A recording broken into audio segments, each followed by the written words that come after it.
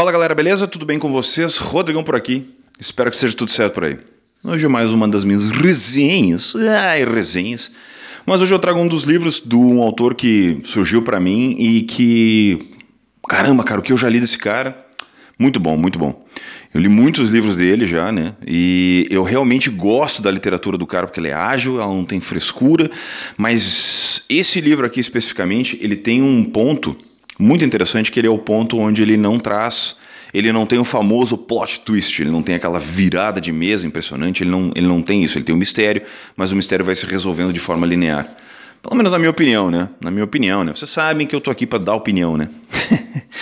O livro que eu estou falando é este aqui, ó. Confie em Mim, do Harlan Coben. O Harlan Coben, né? Nunca mais vou falar o nome desse cara certo, né? Mas enfim.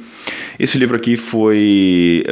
ele estava ali nas minhas leituras, aquela história toda, e aconteceu a leitura também em 2021, ok? Então vamos lá. O que conta o livro? Aqui nós temos a história do Mike, Dr. Mike, da sua esposa Tia, e eles estão extremamente preocupados com seu filho, o Adam. Aquela família é a típica família classe média alta dos Estados Unidos, onde nós temos um médico, né, e uma advogada, super bem de vida, tudo certo, sem problemas e tal, e o filho chega na adolescência e as coisas começam a dar errado. Aí ele já não conversa mais com os pais e tal, e aí existe uma coisa que acontece, uma situação que acontece, e a partir daquele acontecimento a vida do garoto muda, e ele não consegue se relacionar com os pais, ele não consegue conversar, ele não consegue chegar nos pais, e isso é um problema, eles não conseguem, né? Não conseguem chegar lá, e aí a coisa toda começa a acontecer. Gente, assim, ó, o Harlan criou uma teia aqui, tá? Ele é um thriller, tá? Ele é um thriller. Mas por que esse livro me tomou? Por que ele me pegou? Porque eu sou o pai de um adolescente. Simples assim. Puxei ar, né? Puxei ar pra caramba porque realmente é complicado, tá? O fato que acontece, isso eu posso dizer porque, né, tá escrito aqui atrás, aqui, né? O acontecimento de um modo geral, tá? Que levam o Adam a se reclusar é um suicídio. E quando esse fato acontece, de um amigo, né? Quando esse fato acontece, o Adam se fecha de uma forma onde ele não, sabe? Ele não consegue mais sair daquela concha, porque existem outros contextos que vão acontecendo, e isso eu não posso falar porque fazem parte da trama, e aí a partir dali os pais não conseguem mais se aproximar do filho, sabe? E aí, dentro dessa situação, o que o pai faz? Ele toma uma atitude desesperada, que é o quê? Começar a vigiar o filho. Por isso o título Confia em Mim. Você confia no seu filho? O grande no final, depois de tudo aquilo que está acontecendo, tu chega para o pai e pergunta, tu confia no teu filho? E aí? Aí tu vai dizer, claro que confio, jamais entraria na liberdade dele, não sei o que, isso, aquilo e tal. Mas...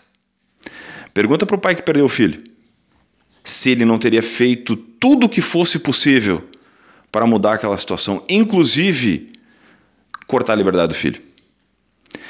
Esse contexto e esses questionamentos que vão mostrando dentro do livro, é óbvio que não vão profundamente, porque nós estamos falando de um thriller. Mas para quem é pai, ele pega de uma maneira diferente. Ele pega de uma forma diferente, ainda mais se você já tem ou já teve, né, ou já, vamos lá, está passando pela situação da adolescência. Porque é uma fase de questionamento, é uma fase, sabe, onde as coisas não estão se encaixando 100% e elas estão passando por um processo complicado. O que a gente percebe hoje, e aí vem a situação toda que o livro vai discutindo e tal, tem uma frase que eu deixei marcada aqui, que é muito interessante, que ele diz o seguinte, ó, tá aqui, ó. Todos eles se parecem, com aquelas roupas pretas, aquelas caras fechadas, como se estivessem putos só porque tem tudo na vida. Fica difícil ser solidário, porque aqui as pessoas se drogam para fugir da realidade em que vivem. Mas esses garotos estão fugindo do quê? Da casa maravilhosa em que moram? Dos pais que tanto amam? E aí o Mike então responde, A ambição é um estímulo natural para quem não tem nada. Sabemos aonde queremos chegar.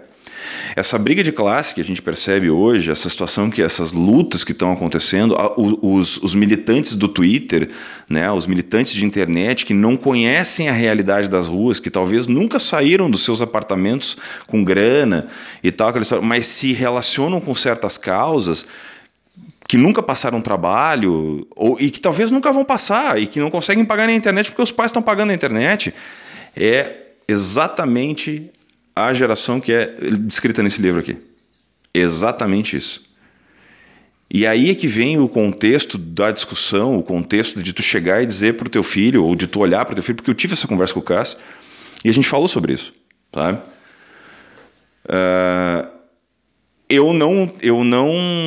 Nem eu nem a Carol, a gente não fica regrando o celular, a gente não sabe, a gente não faz nada disso. Porque como eu já disse na entrevista que eu fiz com ele, como eu já falei em diversos vídeos, o Cássio é uma experiência diferente do que está acontecendo, do status quo normal. Ele é questionado por diversas coisas, como se não fazer a bendita comunhão, né, em função do catolicismo, aquela coisa toda, fosse aqui na minha cidade, por exemplo, um puta de um tabu. Eu acho isso ridículo. Porque nós, como pais, estamos dando liberdade para os filhos escolher o que ele quer seguir quando ele for mais velho, porque a maturidade dele é daqui para frente. Hoje, talvez, ele teria mais maturidade para escolher se ele quer ou não fazer aquilo, mas a responsabilidade é dele. Eu estou dando responsabilidade para uma criança, né? Uma criança aqui, né? Enfim, para que ele tenha total liberdade de escolher. A liberdade de escolha, para mim, é o mais importante. Vem aquela discussão do vegano pro carnívoro. É a tua liberdade de escolha, cara. Tu pode saber ou não sabe. Não vou deixar de comer, azar. Ou vou resolver mudar de vida e não vou comer mais. E a escolha é tua. E esse livro vai exatamente de encontro a isso, sabe? Essas histórias que vão sendo contadas para quem tem filho, ou para quem, né, vai ter, ou, enfim, filho, que eu digo sobrinho, sabe? Algum adolescente que esteja na sua família, não interessa, sabe? Alguém que tu consiga ver isso, é muito intrincado isso. Porque durante o livro inteiro, à medida que o Mike vai correndo atrás do filho dele que está desaparecido, aquela coisa toda, ele fica o tempo inteiro se questionando. A mãe dele fica o tempo inteiro se questionando do que está acontecendo. E isso é surreal, porque os pais da minha geração, dos 40, dos 30 e poucos 40, eles têm exatamente a mesma coisa. Cada passo que tu dá, tu está te questionando, coisa que os meus pais provavelmente não fariam. E nunca fizeram. Porque eles não pensavam dessa forma. Ali, um momento ou outro, e tal, num contexto, mas de um modo geral, só te vira, velho, vai embora e era isso. E hoje, a minha geração está criando filhos fracos. Por quê? Porque não dá liberdade, porque não sei o quê, porque, sabe? Porque fica com medo, sabe? Parece coisinhas de cristal, sabe?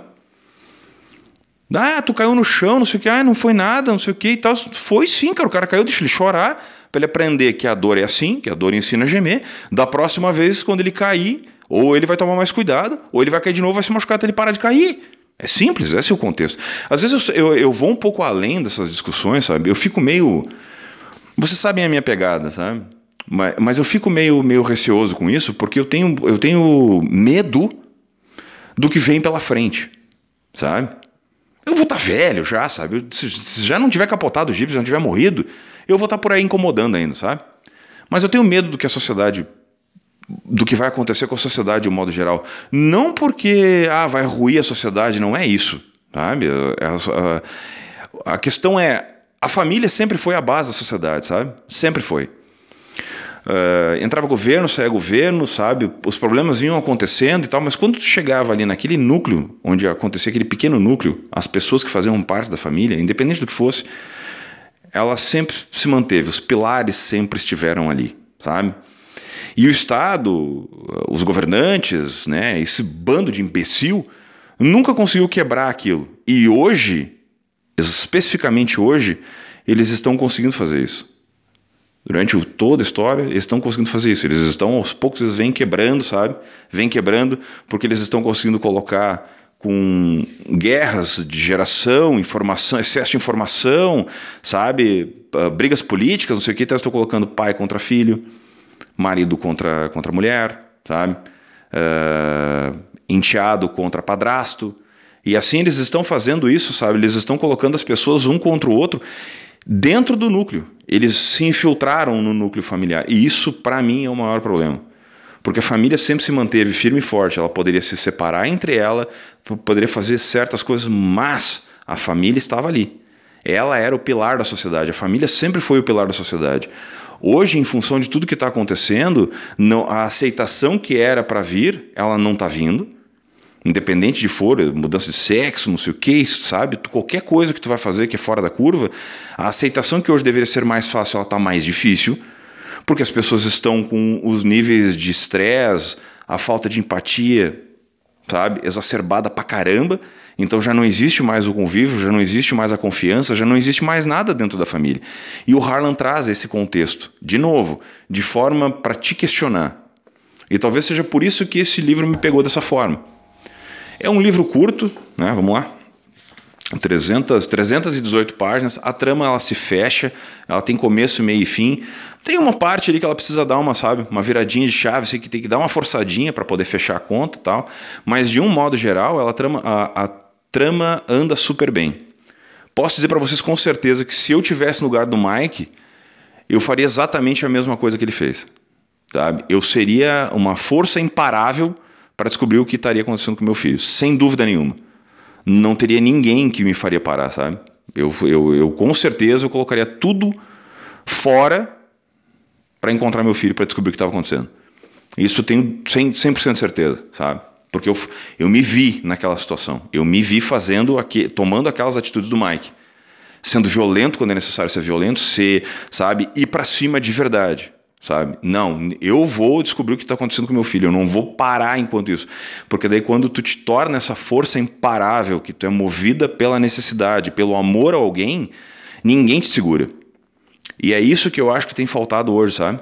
A empatia de um com o outro, sabe? O amor de um para o outro, sabe? O olhar de um para o outro. Eu acho que é isso que, dentro de um contexto de discussão social, que é o que a gente está vivendo, é isso que o Harlan me trouxe. E tem uma outra frase muito interessante que eu marquei aqui também, justamente para usar na resenha, que eu vou falar para você o seguinte: procurar explicar o inexplicável e talvez até conseguisse se o comportamento humano não fosse tão complexo. Dois irmãos são criados exatamente da mesma maneira e se tornam adultos completamente diferentes. Um gentil e afável, o outro um assassino. Há quem diga que há uma programação genética, a vitória da natureza sobre a cultura, mas às vezes o caso nem é esse. Trata-se apenas de algum acontecimento aleatório que altera a vida de uma pessoa, algo no vento que se mistura à química cerebral dela, qualquer coisa. E então, depois da tragédia, procuramos explicações, e mesmo que encontremos, não passarão de teorias. É isso, né? É isso, né? É sobre isso. É sobre isso. Pergunta do Rodrigão.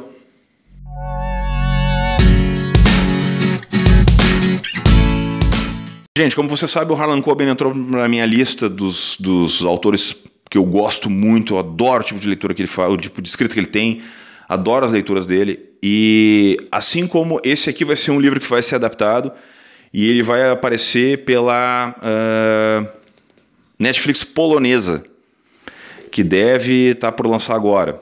Nos próximos, acho que se eu não me engano é março, se eu não me engano deve sair, não tenho bem certeza. No dia 31 de dezembro estreou a Stay Close, que é o Fique Comigo, que está já na Netflix, sensacional. E ele é o elenco dele, é o elenco britânico, que já fez então a Não Fale com Estranhos. Eles estão criando o Harlanverse. Tá? O Harlanverse. Tanto é que nesse livro aqui, o Harlan coloca personagens do universo do Myron Boliter. Se vocês viram o meu outro vídeo falando sobre o Harlan Coben, que eu vou deixar o link aqui em cima, vocês sabem do que eu estou falando. Então aqui nós temos, por exemplo, a Pocahontas citada, a gente tem a advogada, uma advogada que aparece, a Hester Crimstein. Ela aparece aqui, e aqui nós temos a Pocahontas, que é citada também numa situação. Então são aqueles easter eggs que aparecem no livro, nos livros, que eles vão fazendo as ligações. Eu acredito que o Harlan vai fazer, né, dentro da Netflix, ele vai conseguir juntar uma situação toda e vai acabar meio que linkando, vai fazer um grande romance, onde vai linkar personagens de diversas histórias para botar numa coisa só. A pergunta que eu faço para você é a seguinte: de todas as adaptações do Harlan que vocês já assistiram, né, e tem várias, qual que vocês mais gostaram e qual que vocês se relacionaram mais com os personagens. Tá? Digam aí nos comentários. E, gente, essas analogias que eu faço em função que eu faço o comparativo com o mundo real, com o literário, essa coisa toda e tal, é pra gente justamente manter esse foco, sabe? A literatura ela é feita dessa forma. Ela é feita de uma maneira onde tu vai relacionar o que está acontecendo e tu vai sair um pouco da tua realidade através da literatura. Mas não esqueçam que as pessoas que estão escrevendo vivem com os contextos sociais e sempre existem críticas que são trazidas para dentro dos livros. Por isso que eu gosto de fazer essas correlações para saber se os leitores que estão pegando as obras não estão só lendo por ler. É importante a gente sempre manter a mente aberta para conseguir correlacionar uma coisa com a outra. Certo? Forte abraço a todos, muito obrigado pela audiência e até o próximo vídeo.